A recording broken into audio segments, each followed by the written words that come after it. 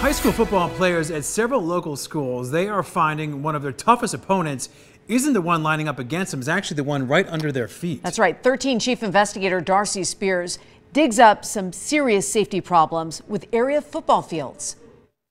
From Pop Warner to the NFL, there's serious talk about concussions and brain injuries.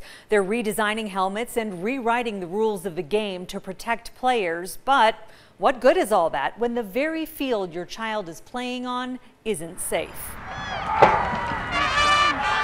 Athletics is a part of American high schools. Marching bands, cheerleaders, and players pumped to represent their hometown. What would autumn Friday nights be without it? But these days, it's not all rah-rah. My concussions had gone up 300%.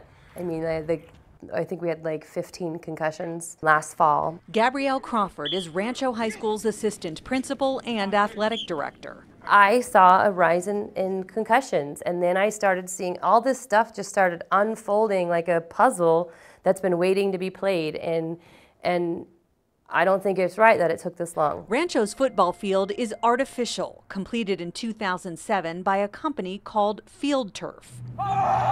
But the Rams can't even use it this season. The field has gotten so bad that when you look at it up close, it doesn't even really look like a field. It's more like a sea of black sand, all of these rubber fill pellets that you can pick up by the handful and barely see the blades of grass underneath.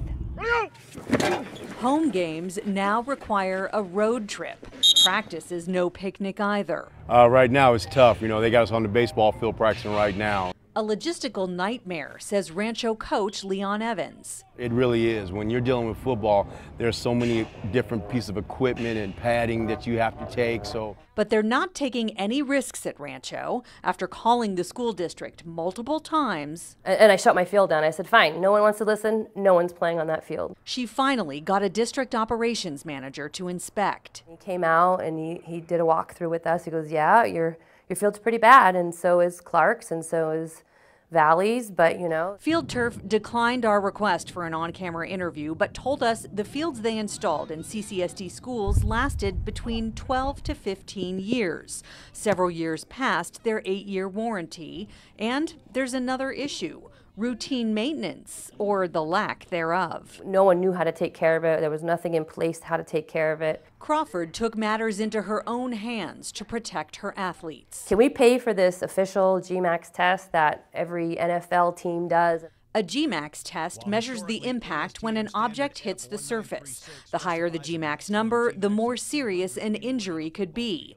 Anything over 200 Gs is considered unsafe. When Rancho's field was tested in May, and I think 6 of our points were 250, 240. That finally prompted the district to check the 4 other artificial fields: Clark, Valley, Arborview, and Indian Springs. Clark looks just as bad as Rancho. The district closed Clark and Valley High School's fields at the beginning of this school year. Arborview and Indian Springs are also in bad shape, but were deemed good enough for this season.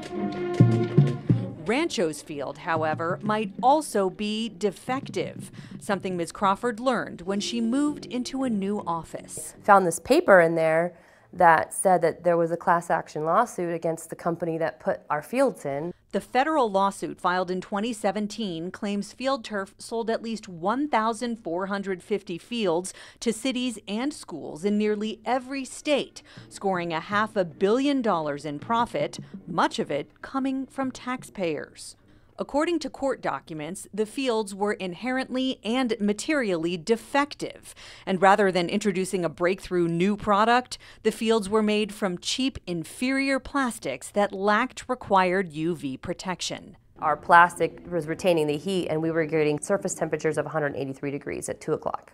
She's got pictures of players with burns and not the normal abrasions that come from sliding on turf. But these burns were not healing. Rancho principal Dr. James Kuzma says someone from Field Turf acknowledged the problem. They made us an offer to replace the entire field with the same defective material and honor a 1-year warranty. Or for like $175,000, we could have paid for an upgraded surface. A similar offer made to dozens of other customers around the country.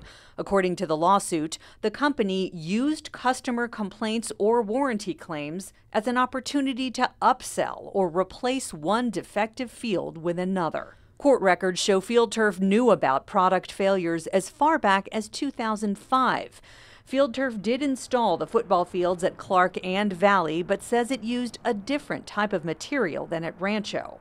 While the lawsuit is expected to go to trial, Principal Kuzma struggles with the personal impact on his students, especially the seniors. You only get one chance at high school, and our kids don't get to have that experience of all the things that center around a football field. We first reached out to the school district last Friday about this story. As of today, they still refuse to provide anyone to discuss the field problems on camera. The district did send a statement with some limited information, but we need some clarification. We've been told we'll need to file a formal public records request to get more answers. This from the district, who claims safety is a top priority. Field Turf sent a statement which says, in part, the courts have not yet certified any class action cases. We'll keep pressing, and tomorrow we'll also look at problems with some natural grass fields. Darcy Spears, 13 Investigates.